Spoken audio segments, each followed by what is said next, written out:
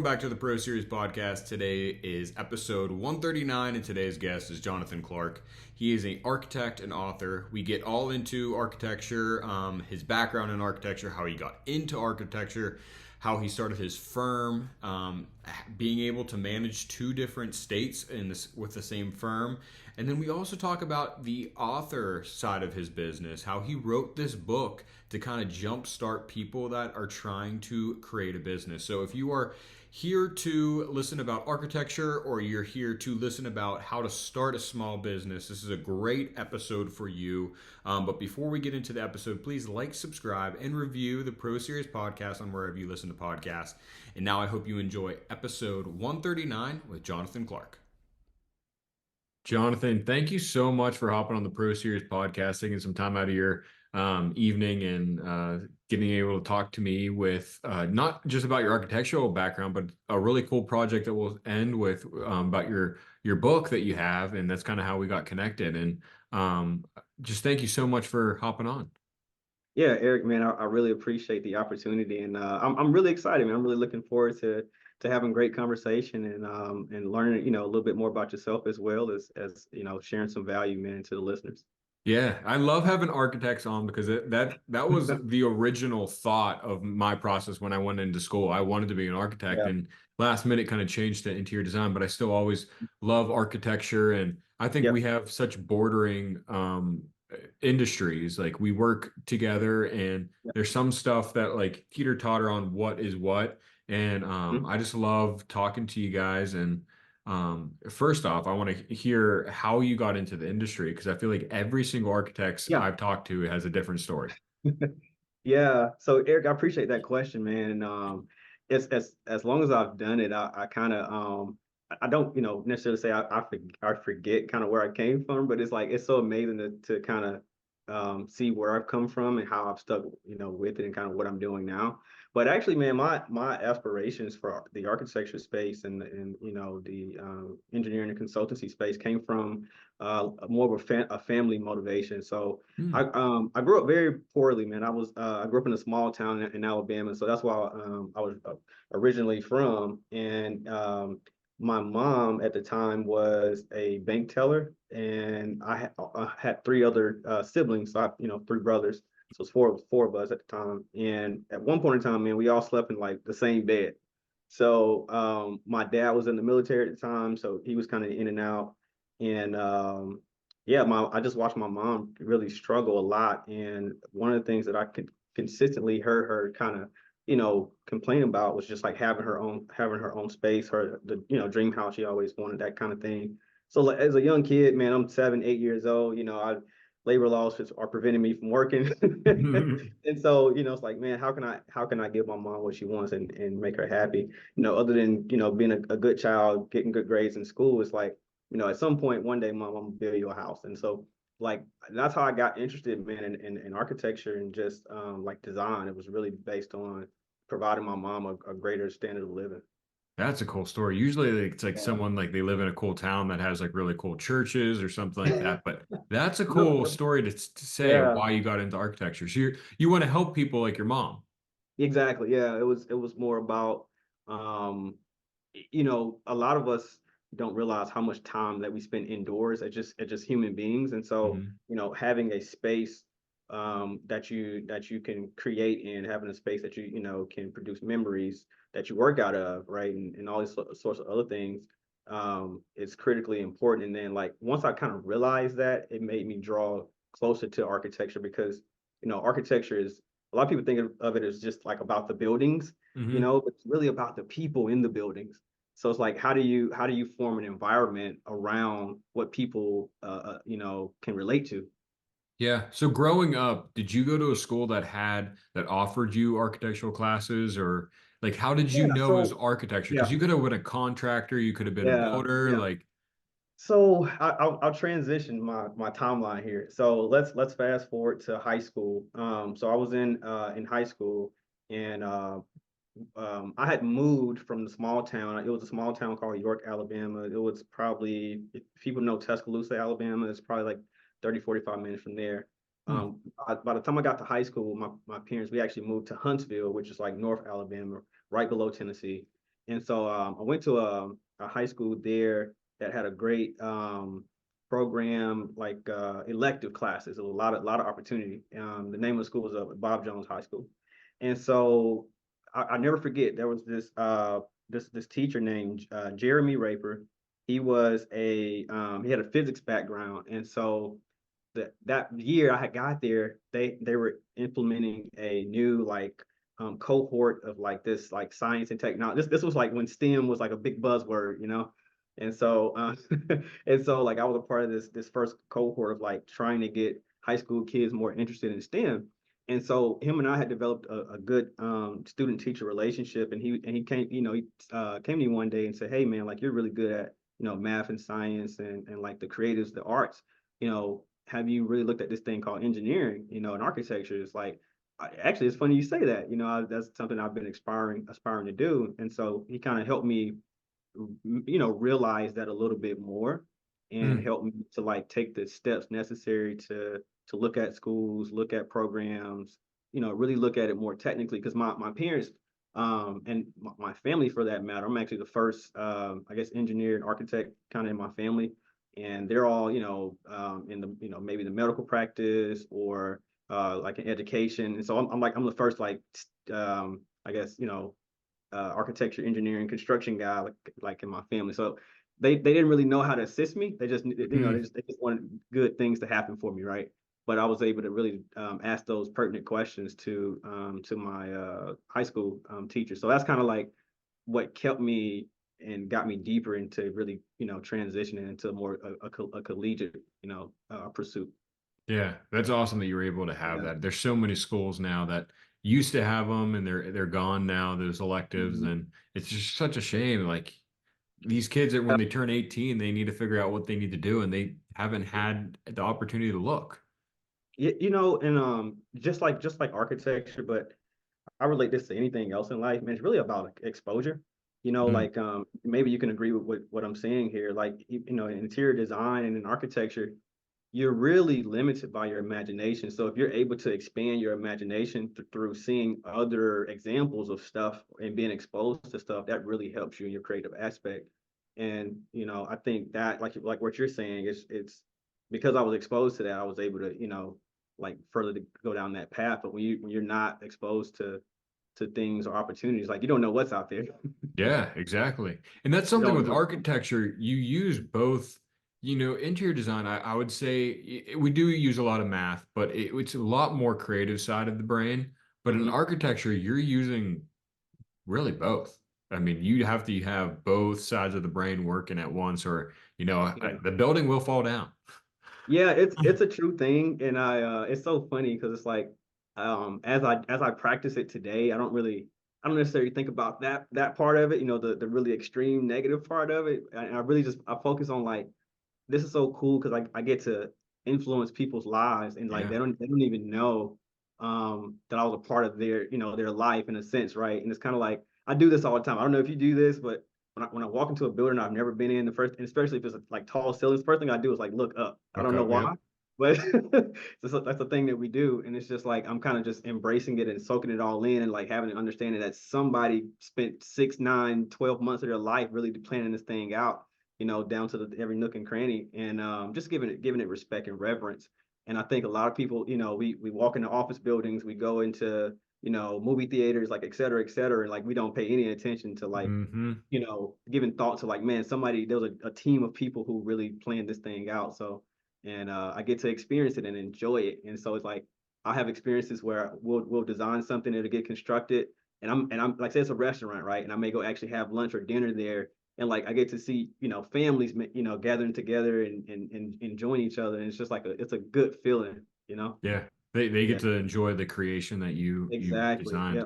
Yep, That's the cool exactly. part. So you Yep. do you go into people's house? Do you do residential and commercial? Or you do So everything? and I'll make reference to my company. It's Community Solutions by Design. Okay. And so we started residential, and I know this is kind of getting into like more of the business, like how to grow a business thing. So like we got in where we can get least barrier of entry, right? Like less resistance. We got in residential. And then we've since then, man, really moved to like multifamily residential, like so affordable housing is kind of our thing now.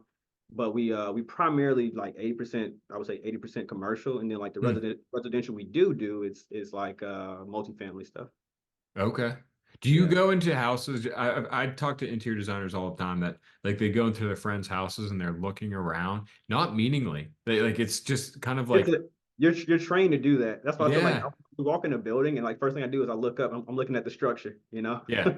It would be like Yeah. friends. It's at the point where like friends are like, don't look around my house, like don't judge me. I'm like, I'm not Yeah. judging you. It's just like it's just You're trained to do it. You natural. can't, yeah, you can't help Yeah. it. So let's talk about starting your company. Did you start Yeah. in a firm before you started your company? So I'll give you like I guess the story about how that all happened. Yeah. So like I was telling you, I actually started the firm with eight other business partners. So it was nine of us that started it, and we were all colleagues. We all were at university together in undergrad program. Hmm. So I was it was the safe way that we did it. I was the first one to kind of jump ship from I guess like the corporate W-2, and I really pretty much ran all of the major parts of the business, but had their support in their off time, and then Mm. like little by little, like all of my partners started coming on full time, and so I would say within a span of 24 months, we were able to get all of our partners in like pretty much full time. So we kind of started it, grew it slowly at the pace we could manage, and then just changed our strategies and things to help us continue to grow. So So, and you have two locations? Is that what you were yeah, saying? so we primarily started in Nashville, Tennessee. That's because we the university was Tennessee State University. That's where we all met at. So we Okay. started from there. We had the most relationships, with the around the city and all. So it just made sense, right? And then in 2020 we started an office in Atlanta, Georgia. So we primarily do Southeast, market, but like we have projects in Baltimore, Maryland. We have projects in Michigan. Mm. So like we're willing to, go where the relationships take us, but we primarily started out like in the Southeast. Wow. How hard is it to manage jobs all over the country? That's a good question. I would say like it really depends on two things. It depends on the team that you have. Like if you have people that can work pretty autonomously, and they're go-getters, that kind Hmm. of like you don't have to micromanage them. It works well. And then also depending on how you set your projects up and like the target client that you're going for. So when we have projects that are kind of outside our geographical region, we have to see a couple things like are there partner companies that we could work with nearby? Or is the client one of those clients that have like a strenuous schedule and they want to micromanage us and all this kind of other stuff. So you have to account for all of that. And if it works out where maybe you can partner with a local firm, the schedule is a little bit lax, maybe you have to only do a site visit to the location every now and again. Like it works out. It's really easy because most companies are working remote now, or they have been because of COVID. So, working on a project that's not in our geographical location is nothing different than working remote. Hmm. Yeah. So stepping into the marketing side of your business, how does one kind of market themselves through kind of, I mean, it's easy if you're just in the Atlanta area to market yourself as the Yeah. architect in that area. How do Yeah. you market yourself for being like in a whole entire country and getting jobs and bids in all kinds of different regions? I would say one of the things I've realized, and I didn't even know I was really kind of doing this until recently, is that it's all about the message that you send. So just like I'm gonna relate it to architecture and interior design. Hmm. Like even though like I think architecture and interior design is it's a language, but it's a language without words. It's a feeling. It's buildings have gestures, certain ways that you do interior decor. It gives off a certain energy and a certain language and a message. And the same is with the marketing. And so like kind of I think when you're entering new markets, whatever how you present yourself, like people usually take that as face value for the most part, Hmm. and it's really all about consistency. So it's like a lot of times in order to penetrate new markets, you have to be willing to be consistent for quite a bit of time before people, realize that they can you right as a new player in the industry and give you an opportunity, give you a chance. So I think it's about uh, knowing your target, like what are you really targeting, and then staying focused on being consistent and sending a clear message right to that target over and over and over again until it starts to like resonate. And naturally people gravitate towards reliability, consistency, like those sorts of things. It's a natural phenomenon. Okay, very interesting. That always interests me because I've only marketed into my area as a designer, and I've never had to go branch out past my Yeah, territory. And I feel like that would be such a hard thing for a yeah, company to do, but yeah. it makes sense. Stay consistent, and it's not going to happen right away. Yeah, I mean, and it depends. Everybody has different business goals. So it's Hmm. like, for your case, right? Like you may have no intention on like expanding outside of a certain geographical market because what you're doing works for you and it meets your needs. And there's others that depending on the type of projects you might want to work on, they may only be in certain cities, so you have to go where the work is. Yeah. So If you could go back in time and tell yourself when you're starting this company mhm. one piece of advice, what would you say? Oh, network, network, network. Okay. And network Yeah. as in like going to AIA events or what do you mean Uh, by that?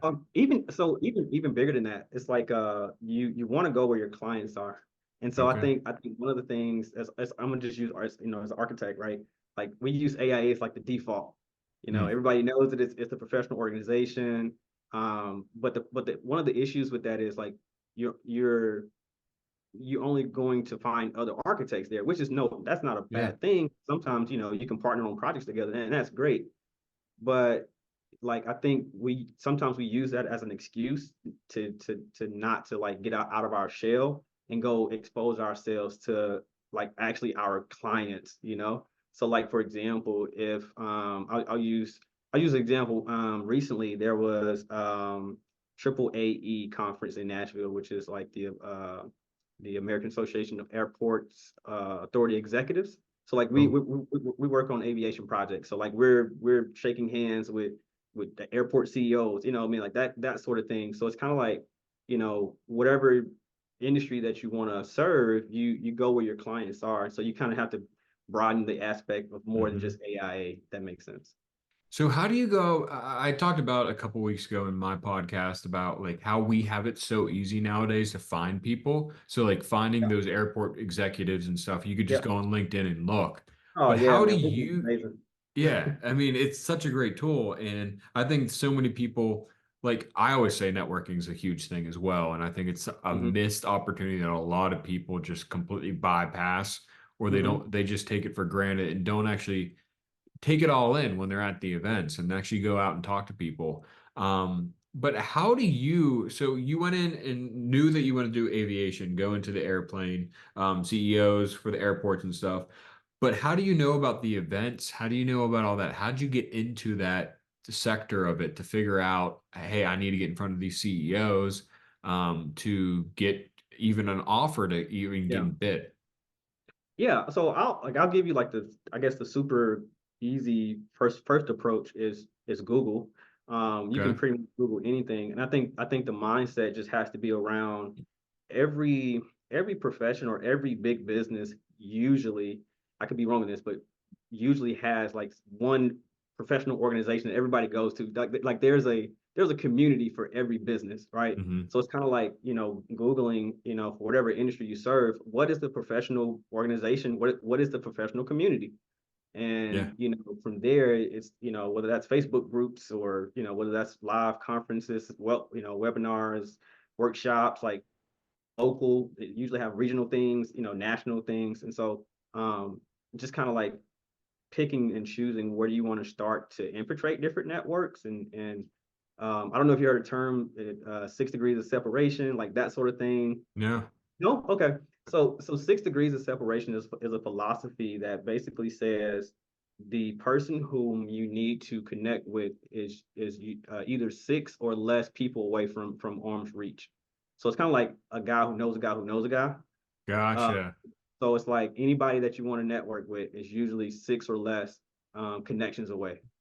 I And and believe that. and, and, and most of the time it's usually only like two or three people away. Yeah. I've never had a situation where I had to go as far as like, you know, the Yeah. fifth person or sixth person, reach a person I need to talk to. Yeah.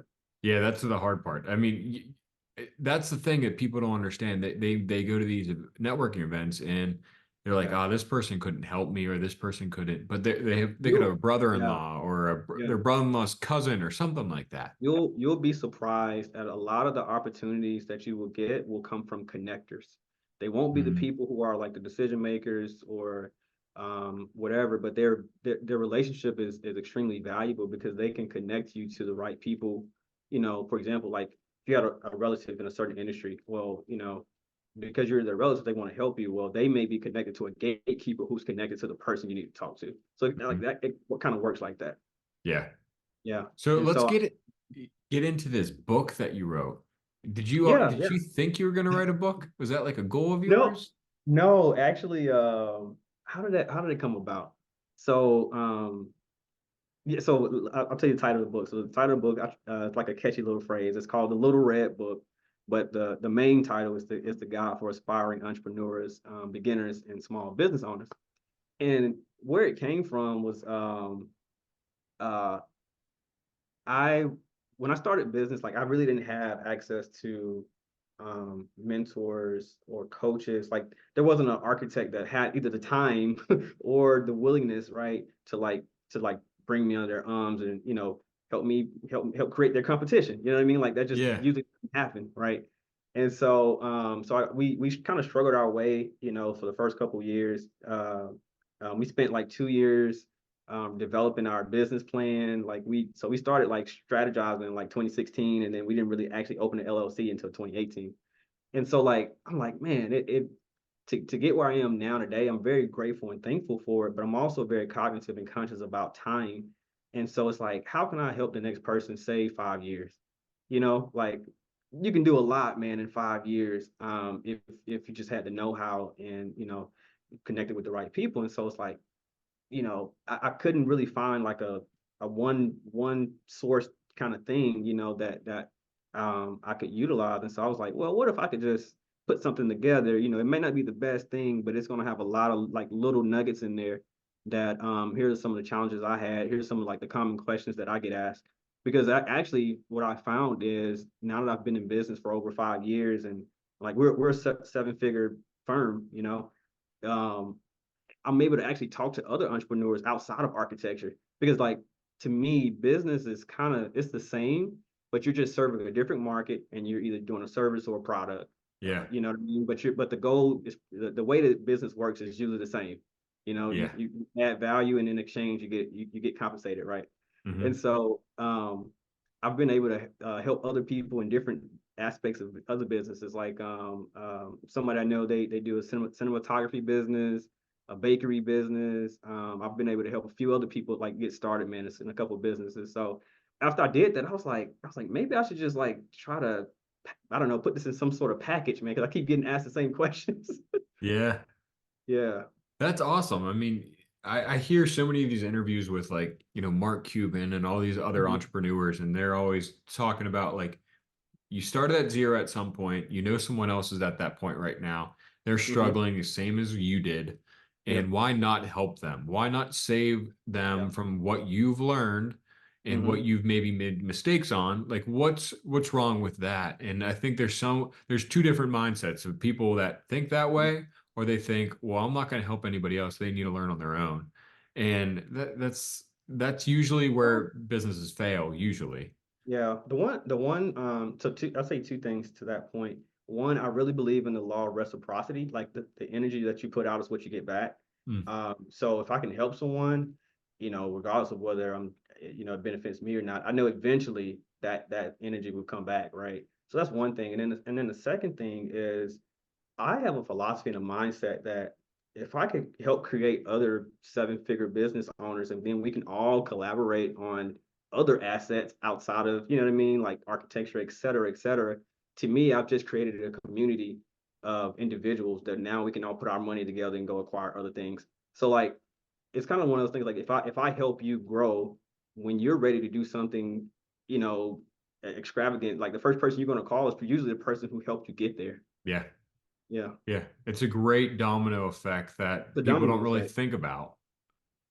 They think if I'm going to help someone else out, it's probably going to be, a family member, or they're going to try to just help themselves out because that's what they're in it for. That's what they're in this life for. And Yeah. I mean, throughout this whole talk, I can tell that you got into architecture and got into this book for the same reason, else to help people from, Hmm. helping your mom wanting to give her a dream home, to helping other clients get their dream space, if it's home building, to Yeah. helping them succeed in their career. Yeah, at the bottom line, that's it, man. It's like how many people are better off because you live? You know, how many other people have you positively impacted with the gifts that you've been given? I think that's really the goal. Yeah. So I want to end this conversation on where anybody could find you on social media, on a Hmm. website, LinkedIn. Where can they all find you?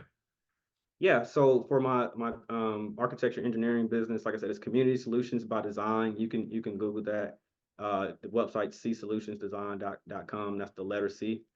And then I'm on pretty active on Instagram. My Instagram is one second. It is john.clark92. Okay. So yeah, short abbreviated first name, right? I go by John also. So Jon.Clark, CLARK 92. And then I have like a personal brand website. It's johnclarkofficial.com. And that's where you can find more about me. You can get my book and some other things. Awesome. Well, Jonathan, thank you so much Yep. for hopping on the Pro Series podcast. I love this conversation. I love talking to architects, and it's kind of cool how you tied in just with that book as well. Because this podcast is becoming so much business related. So it's kind of cool how you added in both of those topics in there. Yeah, well, Eric, man, it's been an absolute pleasure. I really hope that this helps someone that's listening, man. And I really appreciate you allowing me the opportunity to come on. I'm sure it will be. And once I hear more information, we could always hop back on and have another episode. Okay, sounds good. Awesome. Thank you so much for hopping on. Thanks. I appreciate it.